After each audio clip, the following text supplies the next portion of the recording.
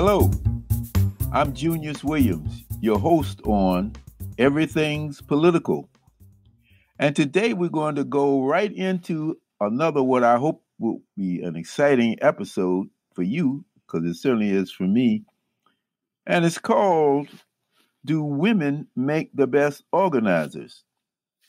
As some of you know, we've been doing this for 4 broadcasts now, and we've been talking about organizing. And so I thought that we should talk about something that has not been talked about that much, and that is the role of women in leadership in the movement.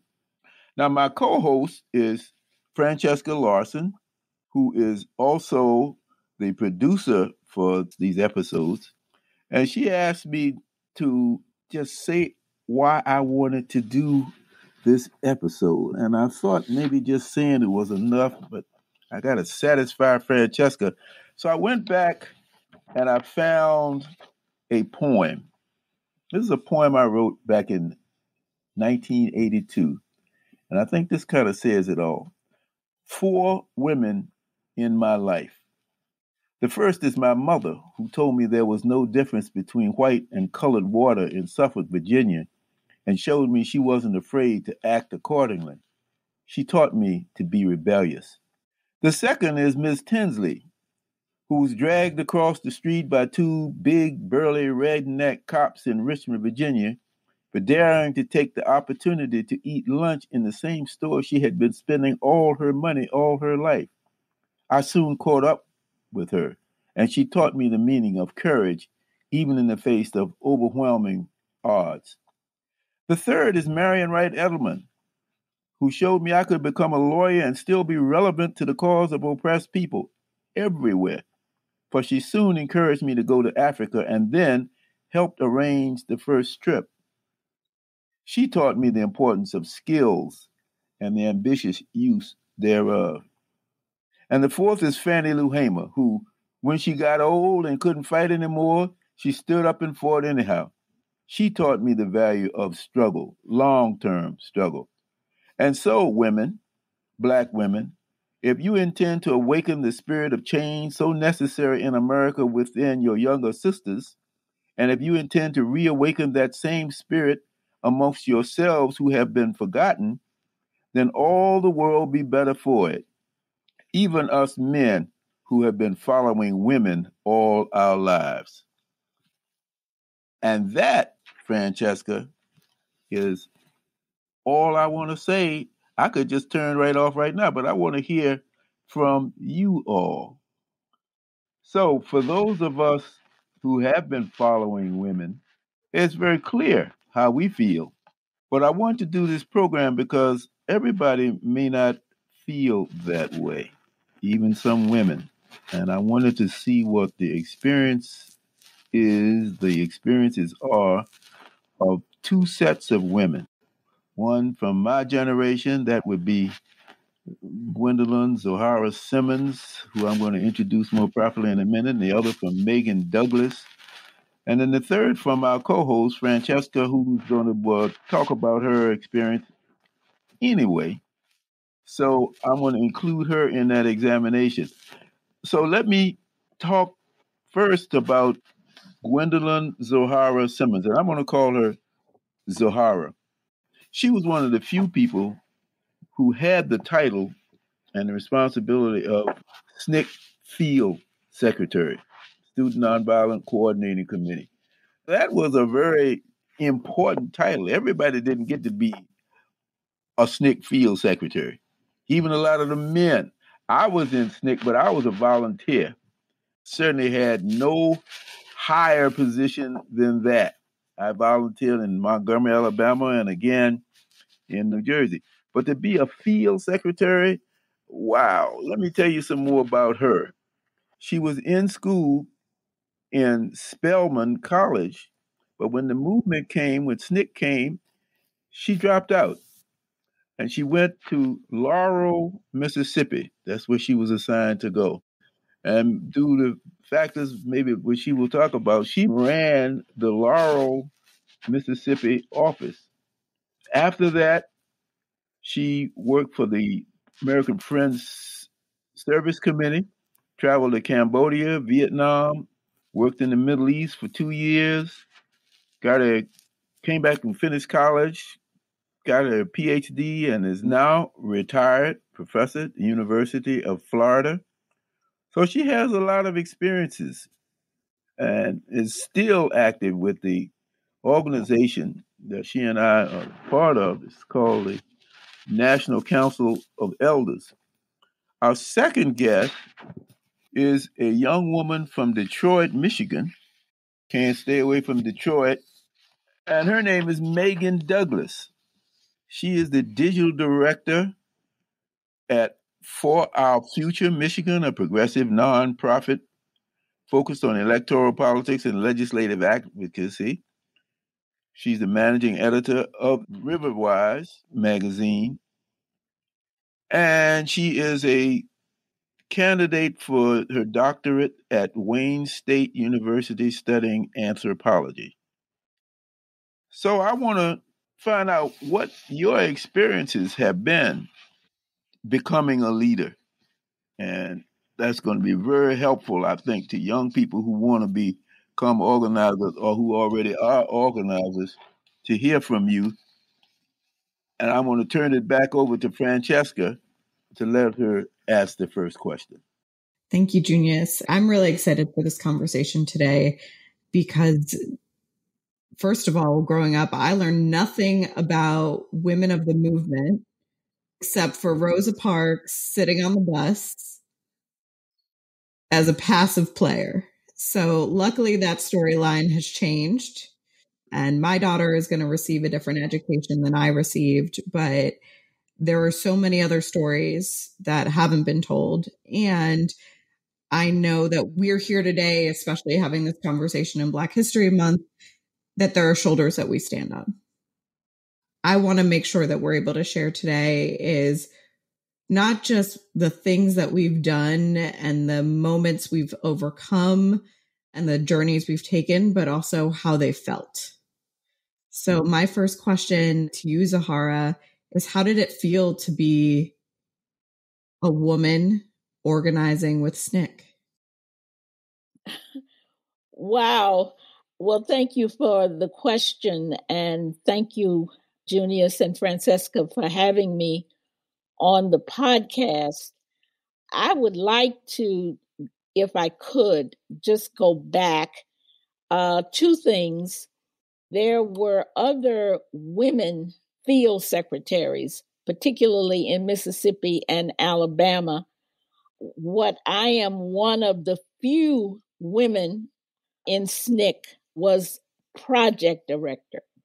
And so there were 3 women project directors in Mississippi during Mississippi Freedom Summer and beyond. But there were numerous field secretaries. And I must say, Junius, we were quite proud to wear that title because, it suggested that you were a bad mamma jamma. Okay. So we were really happy to get that label. But talking about standing on the shoulders of giants, I just want to say that I was raised by my grandmother, Rhoda Douglas. I was raised in Memphis, Tennessee in the 40s and 50s. And my grandmother, Rhoda Douglas, was raised by her grandmother, who had been enslaved. And so as a child, working in the huge garden where we grew our food, or taking care of the chickens where we got our eggs and all, or in the house quilting and all the things that my grandmother taught me to do, she told me about my third grandmother, Grandmother Lucy, and the suffering that she underwent as an enslaved person who was blonde and blue-eyed because she was fathered by the plantation owner. And his all white children hated her. And so when he gave her to her all white sister as a wedding present, when she was 13, her all white sister tortured her up until emancipation. So I, unlike many Black folk in my age group, did not learn about their enslaved ancestors. And so that laid a tremendous foundation for me. Plus, my grandmother had been able in Memphis, unlike Mississippi, to register to vote. And she did so as soon as women got the right to vote. And she was very proud of her voter registration card and took it very seriously. And with me in tow, knocked on all the doors, begging people to vote. And so this was in the 50s. So when I went to Spelman and learned from the SNCC people that I met that Black people could be killed for trying to register to vote in Mississippi, I was shocked. I mean, I had been brought up under the Jim Crow system and all of its indignities, but at least Black people could vote. They couldn't run for office, but they could vote. So this just blew me away. So anyway, when I dropped out of school to work for SNCC, I had only intended to be a volunteer for Mississippi Summer.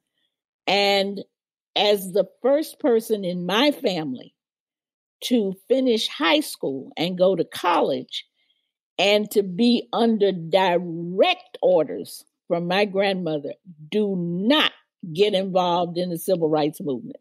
Mm-hmm. We are not sending you off to college to do that. You have got to get an education. You're going to be the first in our family. So it was really hard for me to go against what I had promised my grandmother to join. And I tried to just put my toe in and tried my best not to get arrested, et cetera, et cetera.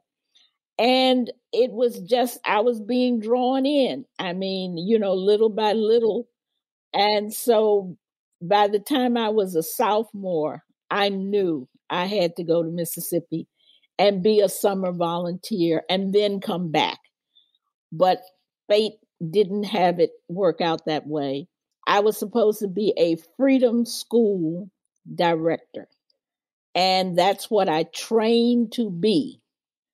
And when I got to Laurel with two other persons, both of whom were men, one of whom was the project director, and he disappeared the first week we were there. Well, we were terrified because the three Mississippi martyrs that everyone knows of, Cheney, Goodman, and Schwerner, had been already missing for 3 or 4 weeks, and we knew they were dead.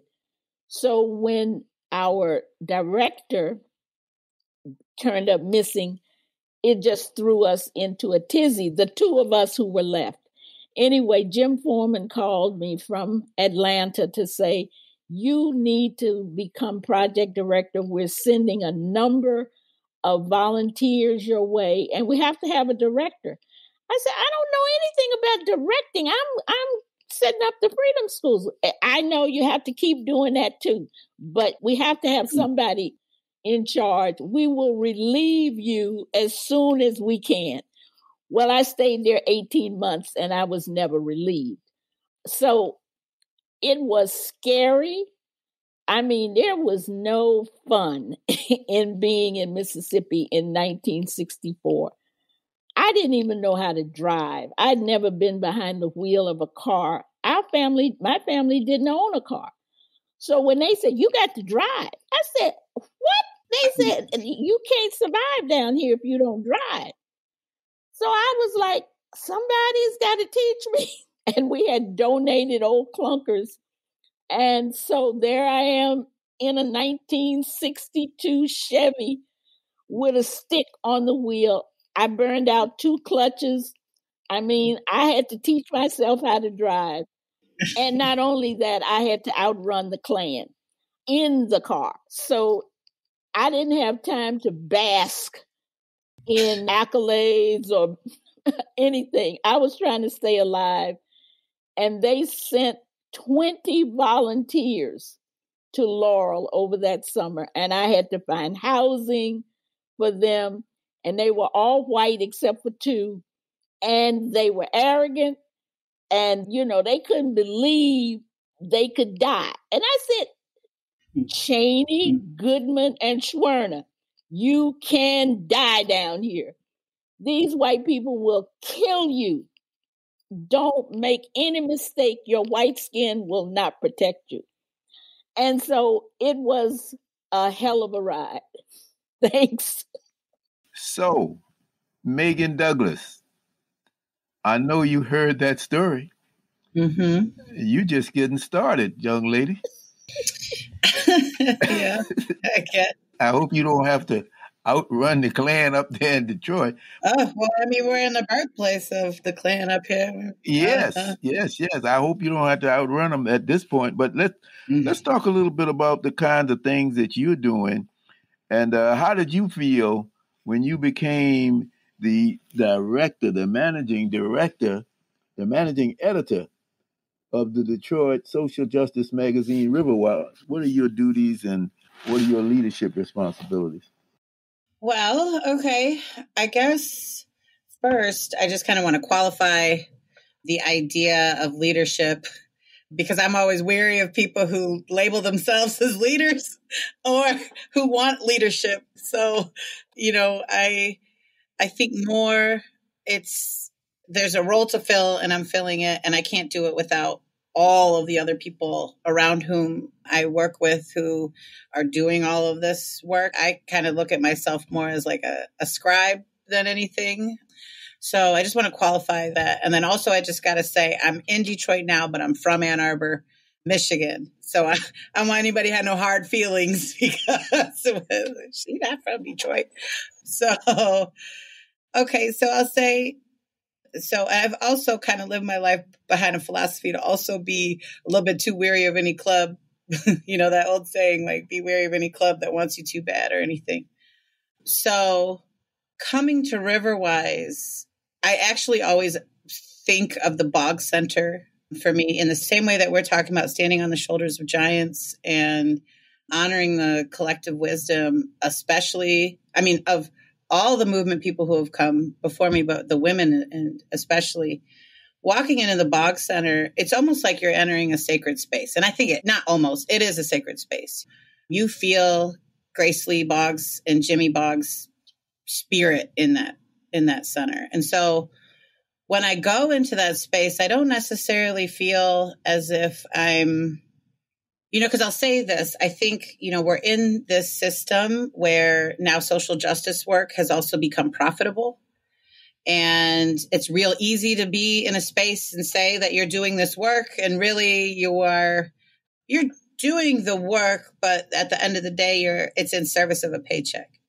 And so when I go to the Bog Center, I feel like I'm doing like the spiritual work that fulfills what, I might not necessarily get because I'm not part of mainstream religion. And so that's kind of my sacred space.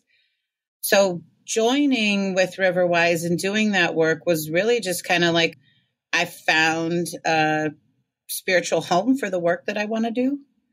And I'll say I ended up becoming the managing editor because the man who was there previous to me, Eric, he had a devastating stroke last year. And, part of our plan was to kind of help, piggyback and help each other run it off together. And then he had a stroke and everybody kind of looked at me like, I was like, okay, I guess it's my turn to step up. And so I think that also that notion of leadership and all those kinds of things, like I don't aspire to be in control. And so that's why being at Riverwise has felt so wonderful because it was really the collective around me who said, hey, we need you to do this. this is what we need from you right now. And you listen to the community. What is your community telling you that they need? And that's what Riverwise needed. But I represent a whole bunch of people who do a whole bunch of work. It's not just me. It's funny that you mentioned that, Megan, because some of the work that I have been doing right now is about how do you inspire women to run for office? And so frequently the difference between men and women running for office is that men will say, whether they're 18 or 55, that they're ready for the position and they're qualified. And women are generally waiting to be asked to run. And not in a bad way, but echoing what you said, Megan, that they're looking for the community need, that I'm the right person for this community. And there isn't somebody who's sitting at the table already who can fill it. And what's interesting, Zoharah, and listening to your story as well, is it sound like you also filled a need. Oh, yeah. And I'd love to hear more about what was it like to step into, whether it was called a position of leadership or not, but how did you get to that point where you felt like you had a voice? And did you ever get to a point where you felt like you had any power too?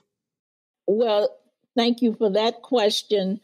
As I had mentioned, it was really terrifying.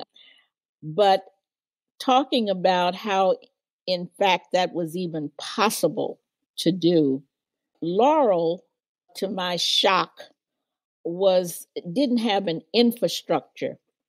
And so when we were assigned there, the three of us, and I failed to mention the name, Lester McKinney, who was the seasoned field secretary who had scouted out Laurel earlier, and he was to have been the project director, but there was no infrastructure. So we had to sleep every night 30 miles south in a town called Hattiesburg, which was quite a movement center there in Mississippi.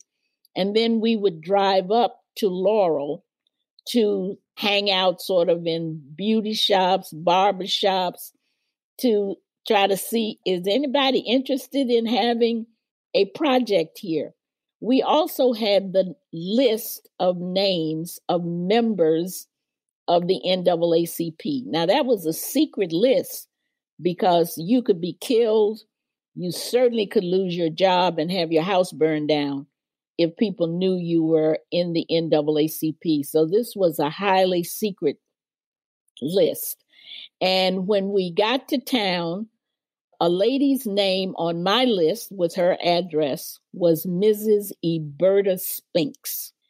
And again, I'm terrified. I mean, I walk to her door, I knock on it, she comes to the door, looks me up and down and says, yes. And I'm trying to figure out, how do you ask somebody, can I move in with you? Yes, they may burn your house down. Yes, you may be killed. Yes, if your husband has a job, he's going to lose it. But will you take me in anyway and let me help build a movement here?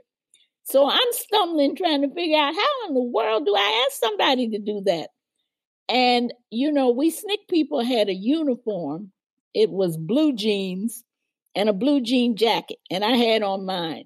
And she said, are you one of those freedom riders? And I was like, yes, ma'am. She said, girl, come on in. I've been waiting on you all my life. I was like, what? And this lady was in her 50s. And I said, oh my God, yes, ma'am. Thank you, ma'am.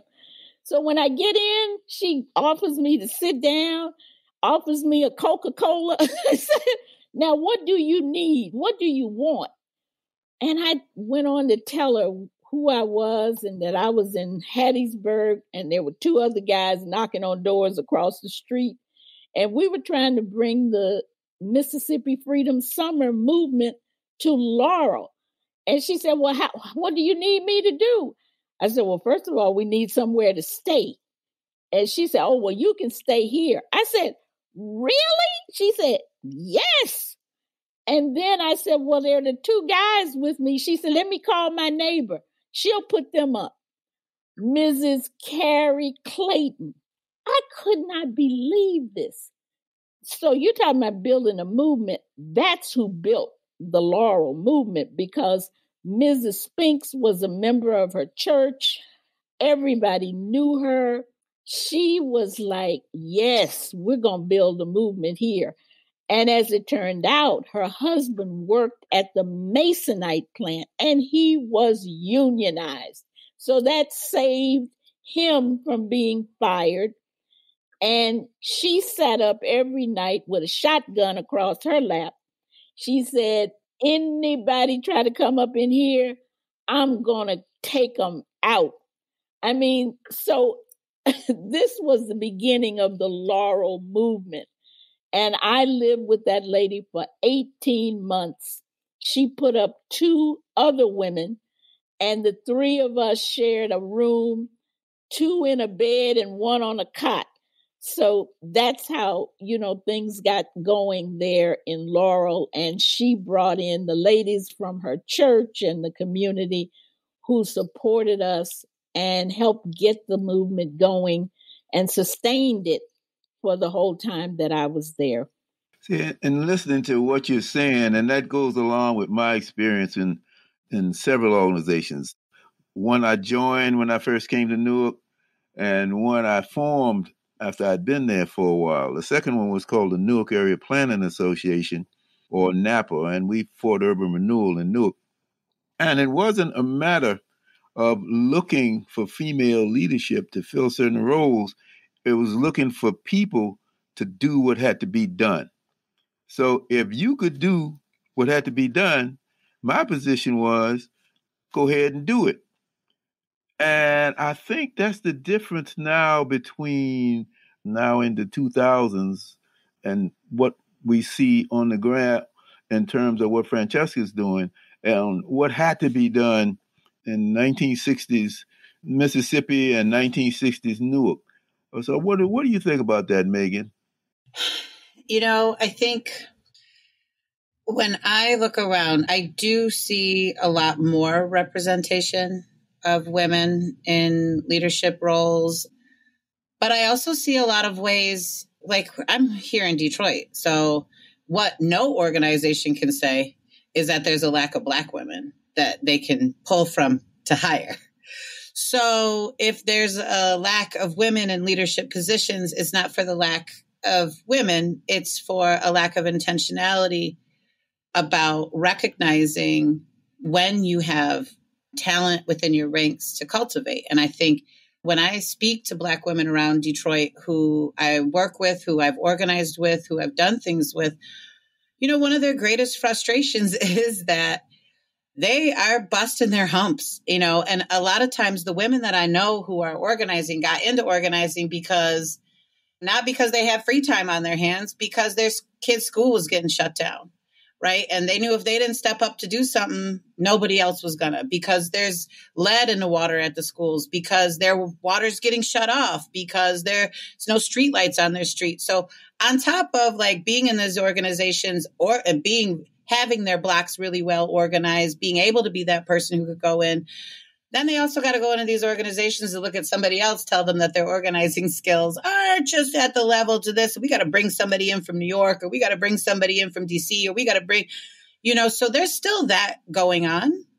And I think, I don't necessarily, the only greatest answer that I have is that we just need more intentional, like this space, what we understand politics to become, what we understand a lot of organizing to become these days is we know that it can't just be somebody doing it out of the good of their heart. There's got to be the funds for it.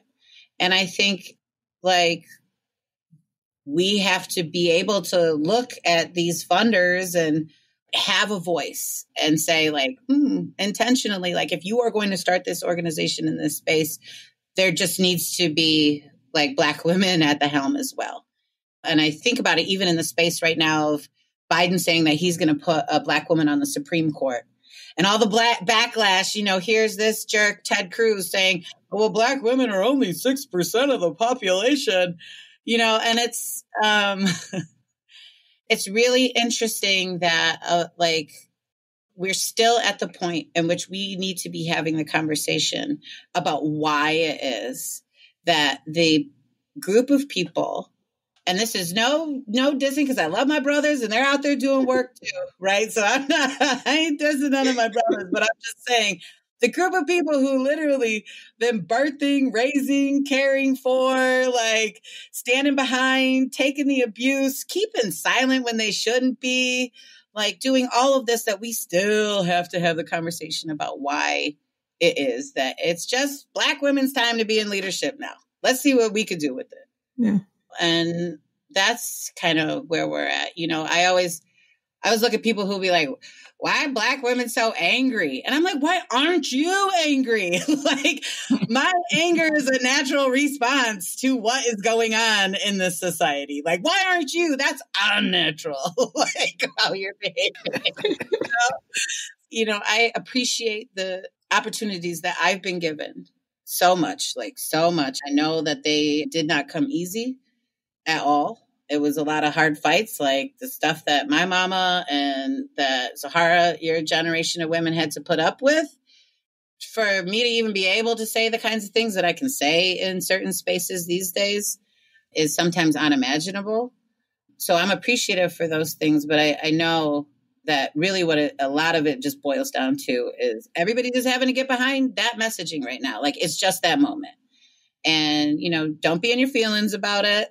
We go help. They always say, if you help the most vulnerable person in the room, everybody's all right.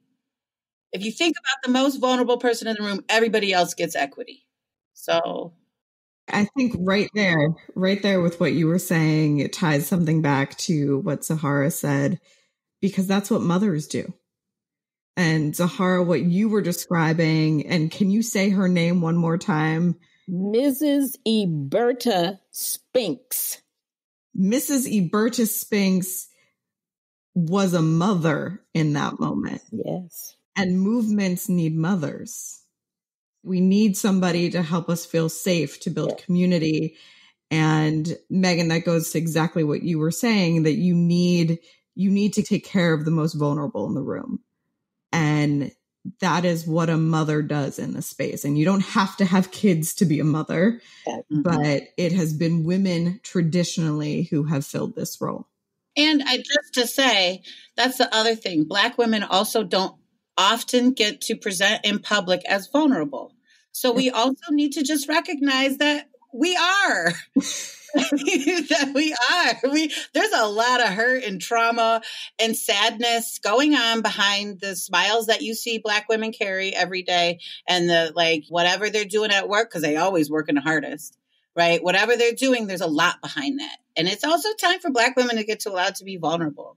I got a passage here that I want to share with you all, and it's directed toward Zoharah. And by the way, this is a book that I'm reading from. It's called Hands on the Freedom Plow, Personal Accounts by Women in SNCC. Zoharah is smiling. She's not smiling. She's really smiling. And the first article in the book is by Zoharah Simmons. I said, Now, I went to the grand opening of this at the Smithsonian Institute in Washington. This was before the big thing opened. This was when they were still having pre-things going on for this. And she probably doesn't remember, but I met her there. That's when I met you, Zoharah. As a matter of fact, it says, "Dear Brother Junius," this was my autograph, "thank you for your long service in the struggle. Gwen Robinson, a.k.a. Zoharah Simmons." So if you want to read a moving account of all the things that she's, and if you can imagine, this thing's about 700, 800 pages, and none of them are any less exciting and emotionally filled, trauma-filled, resolution-built than this book, Hands on the Freedom Plow. And it's a number of people on here. Friends of mine that I knew before, Martha Prescott Noonan, Judy Richardson, those were the two that I knew who were in this book. But One of these passages on page 29, it says, although I was not aware of the concept for many years to come, I now know that I naturally use what some theorists call a feminist style of leadership, which was extremely democratic, sometimes still false. There were few top-down edicts from me as director. Some of my male co-directors in other projects were noted for their authoritarian leadership styles. As one of the few women project directors in the state of Mississippi, I was particularly sensitive to sexual harassment. One of my few non-negotiable edicts was to disallow all forms of sexual harassment and to declare all underage local women off limits to project males. There would be one warning. Then she goes on to talk about that. Then there's another sentence. Gender relations were difficult to say the least. For many white Mississippi males, this was the thing that galled them the most. Now, I could go on, but I want you to comment on some of that because it will get us into the portion where we need to reveal what were some of the, and what still are, maybe, Megan, the conflicts that you had with male wannabes. Well, thank you, Junius. You know, I wish it were only wannabe males who participated in sexual impropriety, sexual harassment. Some of our leaders, who themselves were tremendous organizers, also participated in sexual harassment, sexual abuse of their female comrades. And so, you know, it was really amazing to know that on the one hand, once you had proven yourself as an organizer, you could be respected for that. But at night or at a party, this other part of them came out and you became a female, a woman. And I won't use some of the terms that come to my mind as to how we were seen as women. And it is a part of the patriarchal, misogynist societies that have existed, it seems, for time immemorial. And so our comrades were steeped in sexism. And so they were able to separate it out on the battlefield, so to speak. But when you got home, then you became the object, the sex object. And it was very difficult. And in some cases, you know, our male comrades were having affairs with 2 or 3 women at the same time on the projects. So that, of course, created tensions between the women workers. I mean, the lack of ethical behavior was rampant. And because I had seen it before I got to Mississippi, and it was like, oh, I'm project director? We're not going to have that here. And that was based on my own experiences, certainly way before I got in the movement. I saw just how women were treated by men in my church, in my school.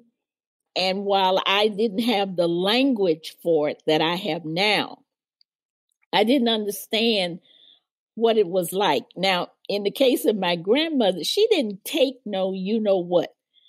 And my grandfather was a very mild and gentle person. Otherwise, he wouldn't have been able to live with her because she also had a shotgun and she would use it.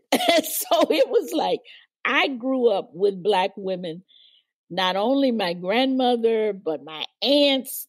I mean, those women would fight back. It was like, you may beat me up, but I'm going to give you as much as you get. So that's what I had been raised with. So it's sort of interesting how this happened. And so once women in SNCC did have a meeting This was right after the end of the summer project. And really, this gave rise to the new feminist movement, because many of us who attended this all women's meeting were some of the white women who had come down to volunteer, as well as the white SNCC workers. And so we began this process that later became a part of the feminist movement, women speaking about our experiences to one another. Now, as project director, I had to fight to get things. I mean, I was sort of last on the list. SNCC was given a fleet of brand new cars, Plymouths, 1964 by the Auto Workers Union. Brand new cars. And like I mentioned, I was driving a 1962 clunker, and I requested one of those cars. And of course, I didn't get one. The guys were going to get the cars. And I often was last to get other resources that I needed.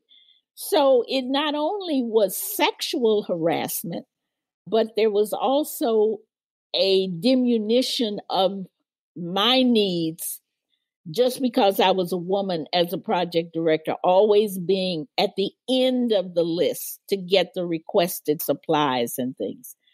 So we have to admit that this was the case. Let me just mention that I was one of the founding members of the National Black Independent Political Party in 1980, moving into the Black Power era. And one of the things that we did was that we said women are going to be half of the leadership structure.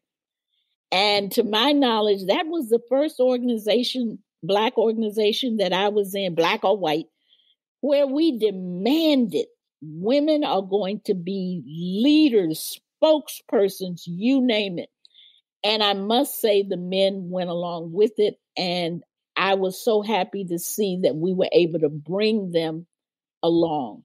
So, the feminist movement really took root in that meeting. And then, of course, I have later learned during my research the role that the National Council of Women, Black Women, NCOW, National Council of Negro Women, which was my job right after SNCC in a project called Project Woman Power. But in 1963, after the March on Washington, women met because they were so mad that no woman was a speaker at the March on Washington. And that meeting gave rise to now. And we don't hear about it. I mean, the genesis of that was Black women who then joined with white women to form, and Latino women to form, the National Organization of Women. We have been pushed out of that history also. So, yeah, the struggle continues. And lastly, I was in the Middle East studying the role of Islamic law on women and meeting with women for 2 years across the Middle East, where I saw sexism like I had not experienced in the States. I mean, and the women organizing, fighting back against how women have been treated in Islamic cultures. Megan, I've been watching you shaking your head in agreement with Zoharah. So I'd love to know what's resonating, what feels like it's still happening, what feels like you may have moved forward with it. There's just so much rich history there.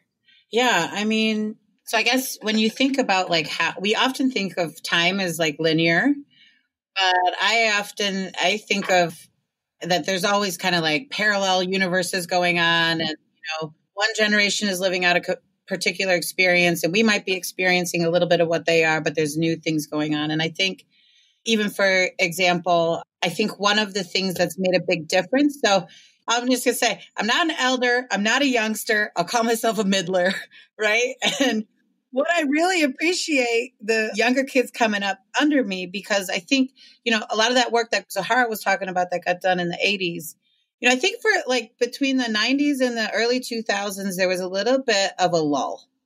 And my generation kind of said, okay, we're going to tuck our heads down and we're going to do work and we're going to try or whatever. And then along came, I think they're Gen Z, like the ones who really pushed the Me Too movement and the ones who they have broken down this idea of gender pronouns and are really pushing the limits about what we think about gender and how we discuss it in our society. And I think that's been so important, because I just also want to contextualize this conversation in saying that I can't just say that men or women have been, because there's a lot of men who have mentored me through my career as well, that I owe a lot to and where I've gotten. And so I think what's been really helpful about this breakdown of these dogmatic ideas about men and women is that we can point to behaviors, right? We can say, you don't have to take on that identity as a person if you don't want. And so if you've chosen that form of toxic masculinity, for example, you're making a choice, right? And that leads me to say then too, that, just like they say, all your skin folk ain't kinfolk, just because somebody identifies as a woman don't mean she got my back in the workplace or in the organizing space, right? So, because we're all a part of this culture. And so even people who gender identify as she, hers will take on that, what would be considered a toxic masculine behavior. Because I know a lot of men, in this movement who I feel safe with too, because they've taken on a different kind of a way of being in the world. And I don't think we even really necessarily have to essentialize that down to whether or not it's feminine or masculine. I think that's what we call it in this society. And I think that's what a lot of people have been led to believe. But so I'm all here for these younger generations, disrupting everybody's belief systems about what we are and what we're doing and why we're doing it, because they're really challenging people to think outside of the box. And why? You don't have to cling to that.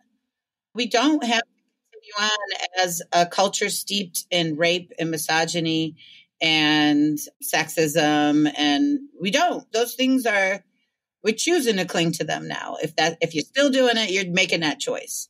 So I think I've been really appreciative for that. And I mean, especially because these youngsters, they're not holding you up either. You say the wrong thing and they're not crying in your office and tucking their tail and running away. Nope. They take everybody out with them, so they got everybody on their P's and Q's. And I love that. I love that.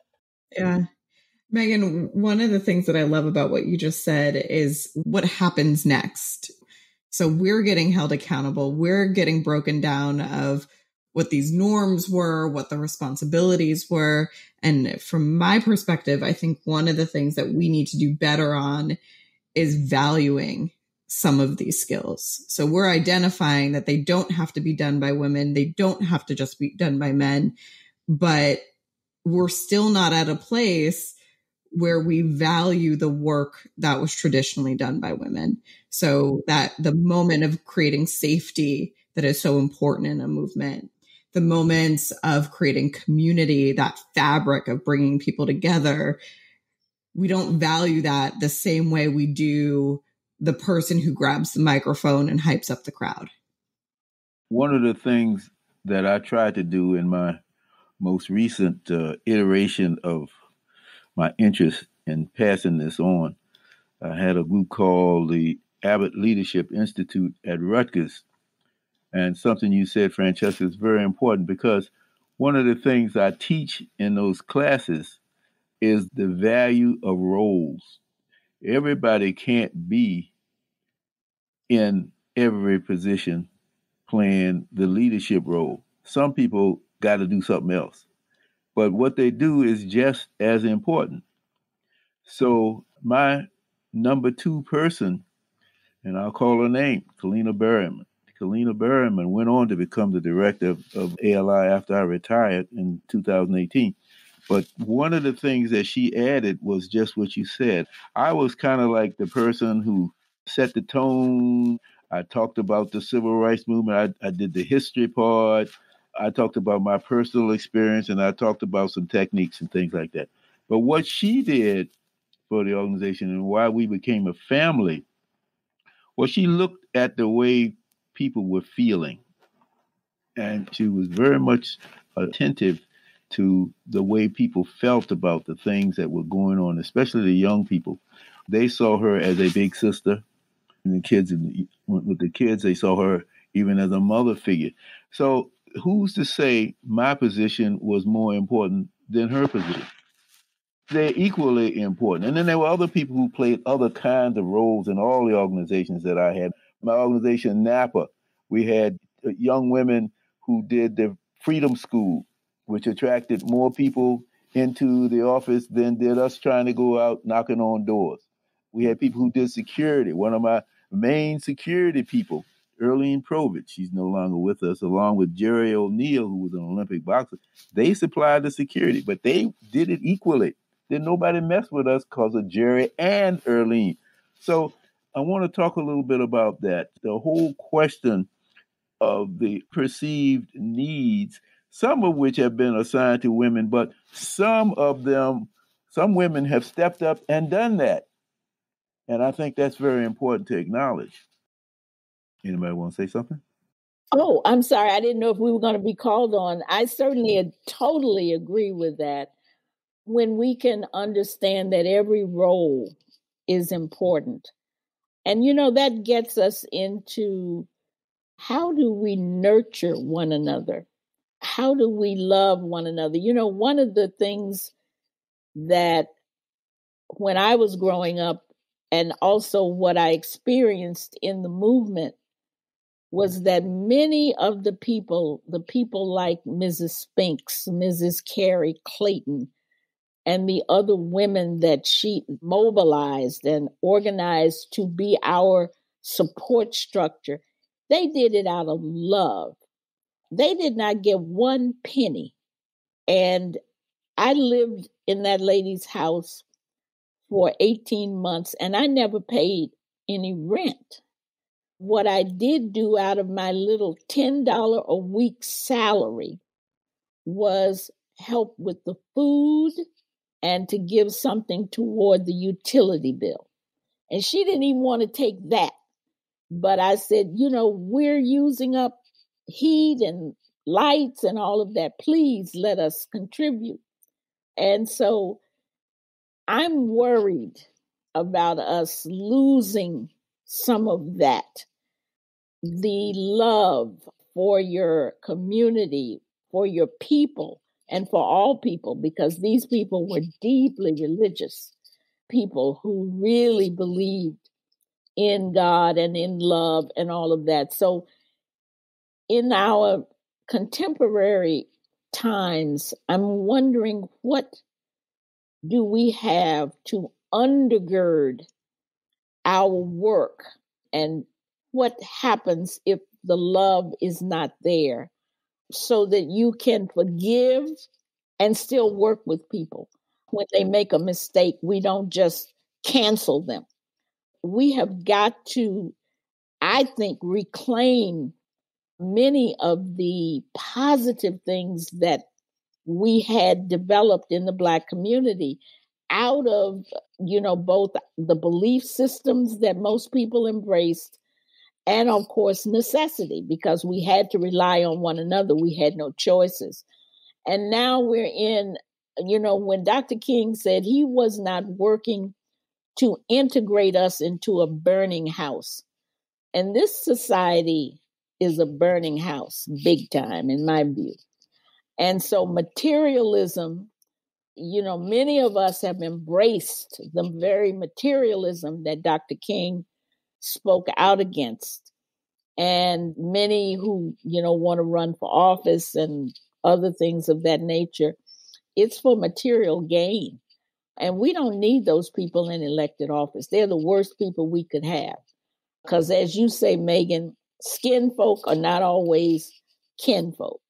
So we really have to have an ethic of love, of care, of compassion for one another if we're going to survive this country and what it has done to us in the so-called post-integration era, and love and care for one another and our communities. We have got to emphasize that, in my view. Big facts, big facts. The only thing I was going to add at the end of this, because those are big facts, and that's like, like, let's end on a love. But I also just, since we're talking about, I feel like I would be remiss if I didn't just say, kind of piggybacking off of that is also, I think that we have sometimes because there's like, maybe like some insecurities and all these kind of like, lacking some of the like love or like, those things. A lot of times we feel selfish for advocating for ourselves. And so what I've taken on and what I am very intentional about doing, because as you said, we're in this burning house, right? But, it's like, until we get out of this burning house, we need a little water to keep us surviving as we're doing. And one of the things that we have to keep in mind is, especially for Black women, we're in the most levels of poverty, right? It's like Native women, Latin women, Black women are suffering the most from poverty. When you are doing work with those women and they have an idea, name it. Name who that idea came from. Because that's a lot of times what happens is, the idea comes from there, somebody steals it, runs with it, and you never even know who it came from. So I'm very intentional about ensuring that people know when an idea came from anybody who, they have all these titles, right? So I'm the director of something or the managing or whatever. But it doesn't matter. I need whoever is supposed to get their credit, because that's how I'm going to get my economic security too, is by people knowing that you did that work and that work needs to be like uplifted. Francesca? I think what Zoharah and Megan said are a perfect place for us to wrap up. And I definitely have a lot to reflect on. And there's a couple of things that I know that I'm going to be taking with me about giving voice and making sure that we're reminded of our Black national anthem, which is to lift every voice, and just to have that with us and not forget to value love either. And on that note, I want to thank my guest, my co-host, for teaching me as well, for lifting me up and helping explain some things that I didn't know about. There's one thing that I do know about that Zoharah didn't mention. I guess you're going to have to buy that book to find out the answer to that, because you see, she did get that car. Yes. She got that new car. I'm telling y'all, she got it. And I'm not going to go any further than that. You're going to have to buy the book, Hands on the Freedom Plow, personal accounts of... That's because Mama's going to make sure we eat. Right. Mama's always going to make sure. So on that note, I want to thank you all, and we'll see you all next month with another exciting proposition for you to consider involving this whole thing we ended up with, which is called love and attention to helping people on the spiritual side if you're in a movement. What do you do? How do you do it? What's the best way to do it? And until then, goodbye.